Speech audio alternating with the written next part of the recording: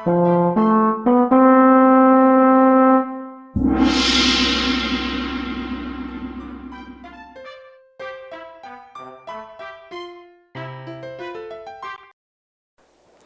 Doiron, you've been in this business 42 years. How did you get into the business? I majored in economics at the University of Connecticut, graduated in '72, and it was obviously a natural offshoot to pursue some avenue in finance. Banking was a very viable option at that time, and it was looking to expand and hire, and so I got involved in banking. I guess you could say as an entrepreneur I wasn't a risk taker, and that's why I became a banker. I think bankers are not risk takers, but we analyze it all the time, obviously. And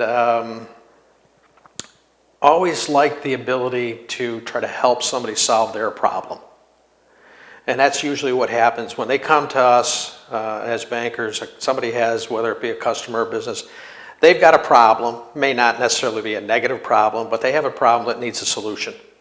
And trying to help them come up with that solution and achieve their goals has been a very satisfying career. For those of us who were either too young to remember 1972 or weren't around then, what was it like to be a banker and, for that matter, a lender in that distant era? I'll give you a quick example. Back then, a mortgage transaction basically was an 8.5 by 5.5 inch promissory note and a one-page mortgage deed.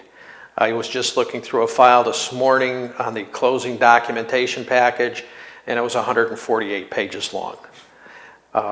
We are paperless, so we're not destroying trees in that effort. It's just gotten so much more complex. There's so many more rules and regulations, which all have come out of somebody figuring out a way, maybe not honoring their promises to pay back, and so additional rules and regs have come about.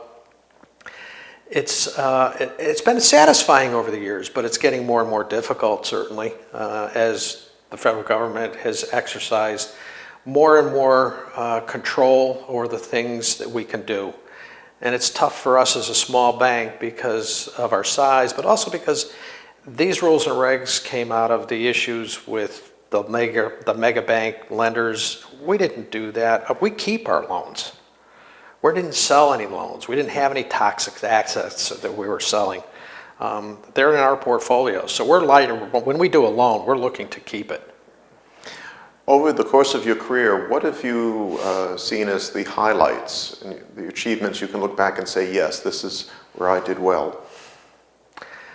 I think in seeing the satisfaction of customers that I developed and have continued to stay with me or with the bank, and the successes that they've had, both personally and corporate-wise. The people that I've gotten to meet, there's been some very high-profile individuals, some of the associations that I've been involved with. I think in a general sense, it's just the satisfaction of helping people get to where they want to be. What advice would you give for today's young people coming out of college thinking about going into mortgage banking as a career? It takes hard work. It's not an easy avenue anymore. It takes a lot of determination. It takes a lot of knowledge, and you really have to stay upon all the changes regulatory-wise and compliance-wise. So it can be very fulfilling as long as you do, and we have people that are like that. That are just very committed, and it takes a dedication. Peter Doiron, what is your take on today's housing market? Where do you see, not only for your region in central Connecticut, but the wider New England, and for that matter, the national market? It's a market that has got a variety of conditions going on across the country. I see some areas that are active. I also see some areas, predominantly in the Northeast, that are what I would call somewhat stagnant. I think our metrics in the Northeast are different than a lot of areas. We have very high energy costs. We have high tax rates, and that has caused a a slowness in the absorption of homes on the market for sale. I have seen a change in the dynamics of the type of loan, where we were probably 90% refinance going back 3 years. Today, we're probably about 60% refinance and about 40% in new purchases.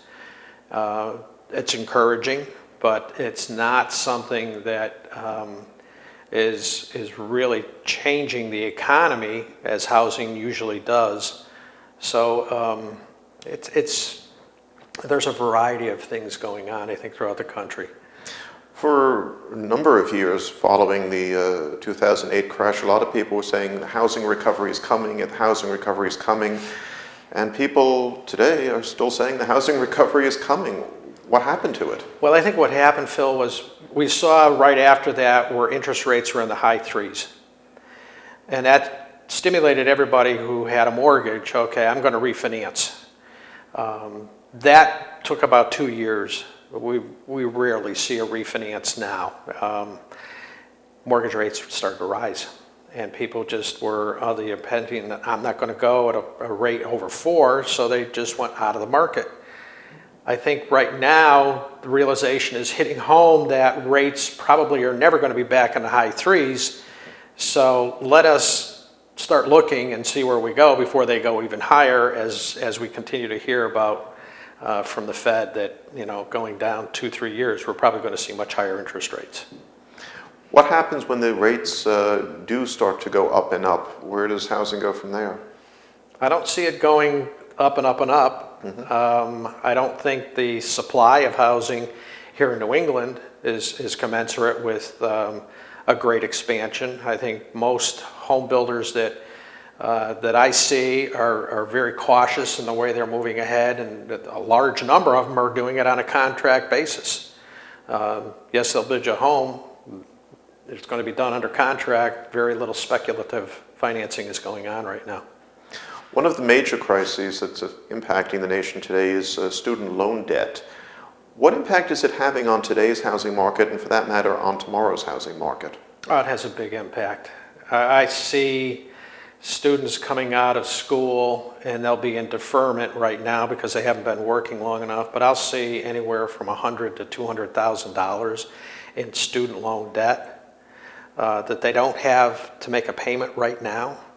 But if you figure a 10% payment amount, that has a major debt impact because it's going to affect them for years afterwards. That's a real pot simmering right now as to what's going to happen.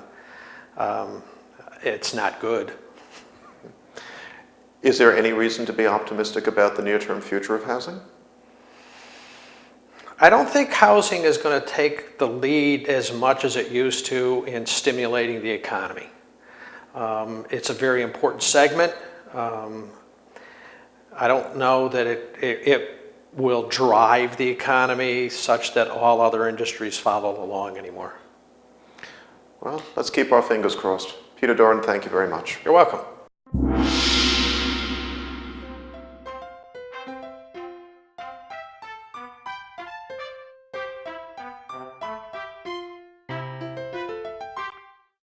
The Housing Show airs every Friday at 7 a.m. Eastern Time and can be viewed on MortgageNewsNetwork.com.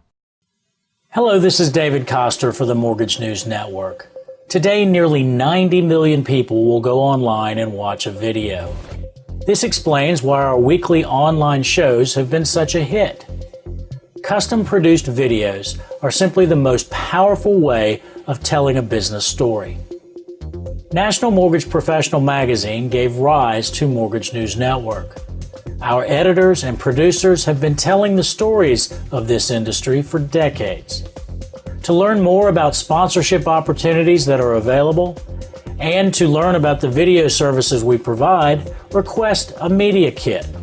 You can do so by sending an email to info@mortgagenewsnetwork.com or pick up the phone and call Beverly Bolnick at area code 516-409-5555, extension 4. And remember, while others cover the world, we cover yours.